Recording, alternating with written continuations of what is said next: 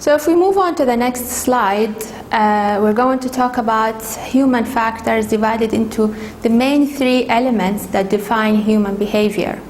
And as you can see here on the screen, the first factor and one of the most important ones is the organization. So the health and safety culture within that organization internally, and as we discussed earlier, health and safety culture really is a combination of the individuals that comprise this organization, what is their level of education, their backgrounds, their values, their attitudes. Similarly, we have leadership. So what is the role of management, and does actually the management within that organization play a positive role in managing health and safety? Is it considered a priority? Is it demonstrated to staff and clients and contractors that health and safety is a priority? Another factor is resources. So at the end of the day, we all know that health and safety requires a budget, training, equipment. All the resources really need to be available in order to allow to manage health and safety properly. So resources play a big role, and the larger the organization, naturally, the higher the expectations are from society, from the authorities, or like the legality really, in terms of the resources being available or made available to managing health and safety. Work patterns play a role as well. So the nature of work, is it shift work? Is it a 9-to-5 type of job?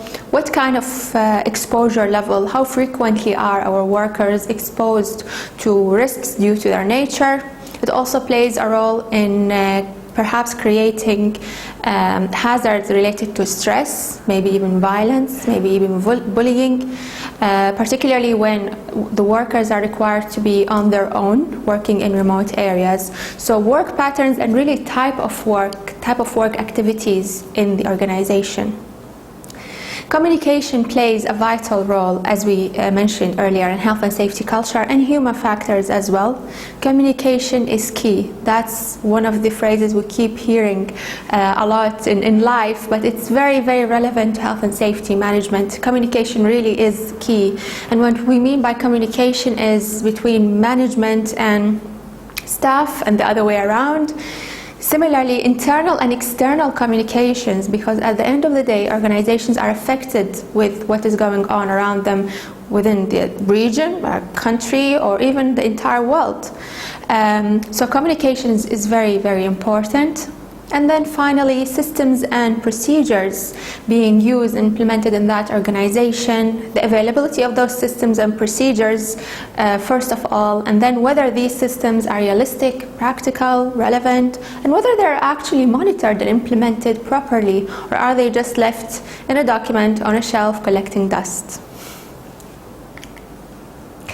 Another important factor is the job. So within an organization, we can have different types of jobs, different responsibilities, and even work patterns or exposure levels. So the design of the task, making sure that the job matches the person's capabilities, physical and mental capabilities, and that's the importance really of recruiting suitable, competent workers, competent physically, health-wise, mentally, and even intellectually, and in terms of education level as well. The physical match is the design of the workplace and the environment. An important term to be familiar with in health and safety management and human factors particularly is ergonomics.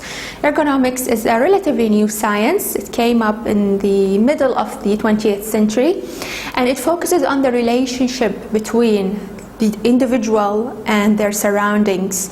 And that's why we sometimes say a piece of machinery, piece of equipment is ergonomically designed. It means that it's user-friendly, really.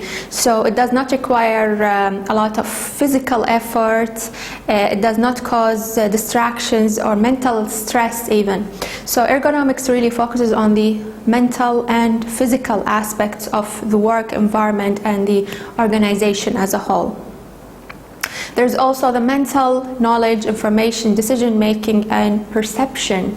So this we can highlight through the characters, or what type of persons we are dealing with. And that's why typically decision making positions or leadership positions require much more experience, because there is the risk and responsibility really of making decisions, working and leading a group. So that requires a particular skill set really that is usually developed through work experience.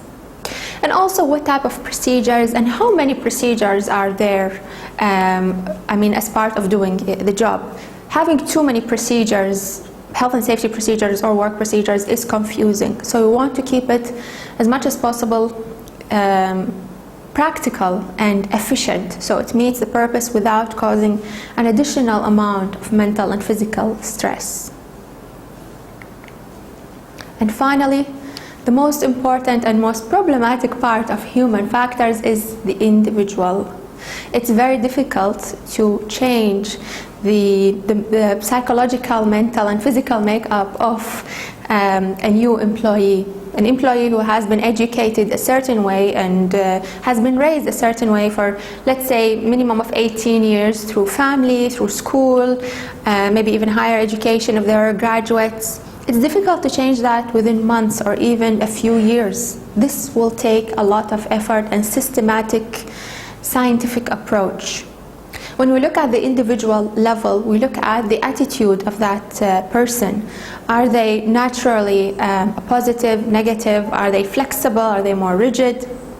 The skills of that person. So do they have leadership skills? Do they have good interpersonal skills? Do they have good negotiation skills?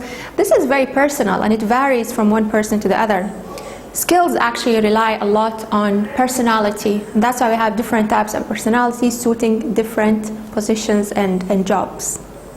Habits. So personal habits like smoking, exercising, like good nutrition, for example, affect the likelihood and susceptibility to diseases or even illnesses and disorders, mental and physical. So habits play a really big role, especially if we take it from a negative point of view. Perhaps things like substance abuse, for example, becomes a safety issue when handling critical equipment and activities. Personality, whether this individual is a careless or a careful and cautious person in nature, and personality plays a big role in high-risk industries as well. Competence, which we discussed earlier, training, experience, and aptitude, an attitude to learning and changing and being flexible to whatever the job requires. And finally, risk perception. So we may have discussed this in part when you spoke about values and attitudes and cultures, but what is the perception of these individuals to risk? Is it accepted? Is it looked at in a positive way, in an adventurous way, or is it respected and considered carefully? Age here plays a very important role.